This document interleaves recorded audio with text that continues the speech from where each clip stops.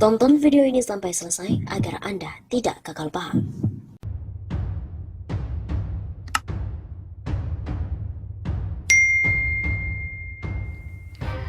Mulai gerakan tagar kibarkan bendera putih aja, politisi Demokrat bukan simbol menyerah tapi simbol perlawanan. Selai kain putih yang diikat di tongkat besi tampak bertengger di depan pagar rumah politisi Partai Demokrat, Taufik Rendusara. Bukan tanpa maksud, itu adalah sebuah wujud kemarahannya terhadap penanganan pandemi COVID oleh pemerintah. Gerakan bendera putih telah banyak digunakan sebagai simbol menyerah.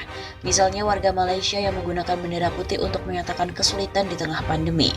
Warga yang memasang bendera putih di depan rumah memberikan sinyal bahwa mereka membutuhkan bantuan makanan. Namun bendera putih juga memiliki makna lain, yaitu sebagai simbol perlawanan. Bendera putih tidak selamanya sebagai simbol menyerah tapi perlawanan perang.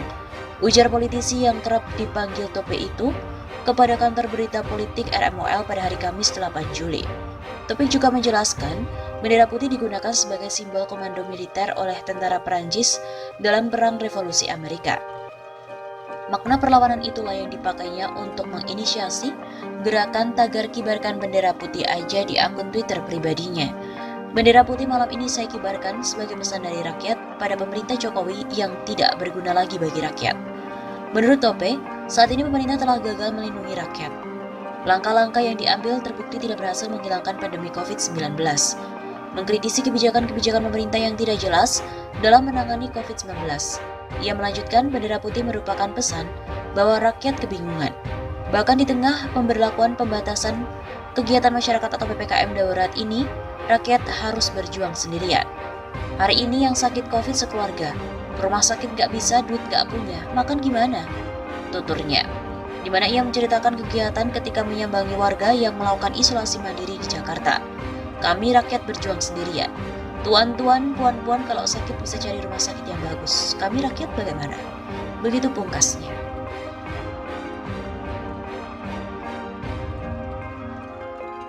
Tidak perlu sok-sokan akan melockdown provinsi, melockdown kota, atau melockdown kabupaten, karena akan mengorbankan kehidupan masyarakat.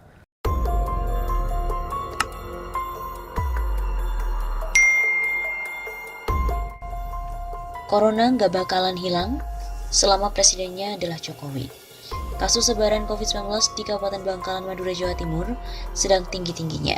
Hanya dalam 2 pekan, dari 12 kasus orang positif terpapar corona melonjak menjadi 322 kasus. Menurut Bupati Bangkalan, Abdul Latif Amin Imron, ada beberapa kendala yang menjadi penyebab penanganan COVID di Kabupaten Bangkalan belum optimal. Di antaranya warga enggan menjalani pemeriksaan rapid test dan tidak mau dirujuk ke rumah sakit. Jadi ketika masuk rumah sakit sudah dalam kondisi kritis, ini memperbesar risiko kematian, kata Relatif sapaan akrabnya beberapa waktu lalu. Analisa lain penyebab lonjakan COVID-19, salah satunya akibat transmisi lokal klaster keluarga dari pemudik Hari Raya Ketupat. Di Kecamatan Arusbaya, ada tradisi kumpul bareng keluarga dengan kemungkinan mengabaikan protokol kesehatan. Di sisi lain, warga Bangkalan Madura bisa dibilang tidak terlalu memperdulikan kasus ini. Seperti dikisahkan warga Madura, sebut saja namanya Hans, mertua Hans tinggal di Bangkalan, meninggal setelah positif terpapar corona. Ia menceritakan betapa sulitnya memberi pemahaman bapak dan keluarganya di Bangkalan tentang bahaya ini. Bahkan katanya justru ada kelompok tertentu yang seolah-olah mengajak agar masyarakat tidak peduli pada virus yang mengguncang dunia. Mertuaku saja ngeyel, menganggap COVID nggak ada, ini bikinan katanya. Pas sakit saja nggak mau dibawa rumah sakit. Ada yang bilang gini, corona nggak bakal hilang selama presidennya Jokowi. Kan dagang, hubungannya opo, anggal pokoknya, kata Hans tersenyum. Akibat tingginya angka COVID-19 di Bangkalan tersebut, Pemda setempat sempat kelabakan hingga akhirnya menggencarkan sosialisasi ke tengah masyarakat. Seperti dilakukan Forkopimda Bangkalan baru-baru ini, yang mulai gencar mensosialisasikan adanya 3M yang meliputi mencuci tangan, memakai masker, serta menjaga jarak. Seperti dijelaskan oleh Kapten Humas COVID Bangkalan, Kolonel Am Imam Haryadi menjelaskan, sosialisasi itu berkaitan dengan komitmen Forkopimda Bangkalan dalam upaya memutus rantai pandemi. Sebagai langkah lanjutan, sementara di Bangkalan, tidak ada angka peningkatan COVID sampai sekarang, katanya dikutip dari redaksi. Meski demikian, pihak Satgas tak ingin lengah, terbukti beberapa titik batas masuk ke Madura hingga kini mulai diperketat. Kolonel Imam Haryadi juga menyebut jika saat ini elemen masyarakat mulai melibatkan diri untuk memutus rantai pandemi yang sebelumnya menyerang daerah tersebut. Imam juga menjelaskan, mulai dari tokoh agama hingga tokoh masyarakat mulai turun ke jalan untuk mensosialisasikannya dengan pentingnya mematuhi protokol kesehatan. Seperti yang dilakukan oleh Nadia Bafagi, 28 tahun, ketua relawan RSLI itu merangkul beberapa aktivis kemanusiaan yang ada di Jawa Timur untuk ikut serta menanggulangi adanya COVID-19 di Bangkalan dan salah satunya dengan menciptakan kesadaran di dalam diri masyarakat.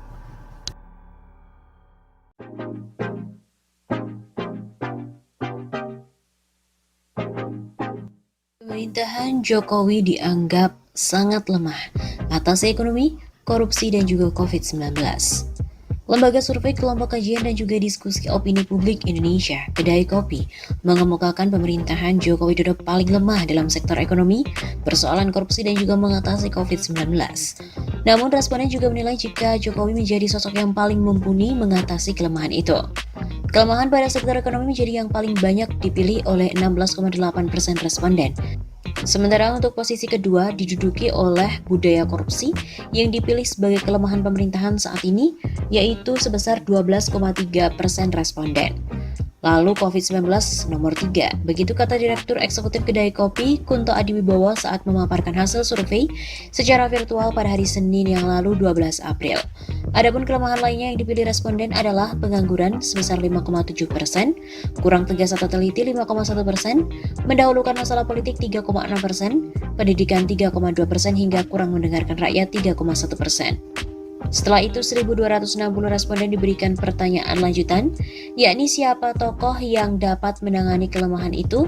Sebanyak 32,6% responden memilih Jokowi. Kata Kunto, hal itu menjadi hal yang lumrah karena kebiasaan responden memberikan jawaban yang normatif. Hal ini menjadi khas dari responden jawaban Indonesia. Yang pertama sangat normatif dan yang kedua mereka punya penghargaan yang tinggi pada presiden. Sementara untuk tokoh selanjutnya sebanyak 14,1% memilih Menteri Pertahanan Prabowo Subianto yang dianggap mampu menangani permasalahan pemerintah. Sedangkan 10% responden lainnya menunjuk pemerintah sendirilah yang sanggup menyelesaikan masalah. Survei tersebut digelar pada periode 29 Maret sampai dengan 4 April 2021 dengan metode yang digunakan yakni telesurvei kepada responden yang tersebar di 34 provinsi di Indonesia.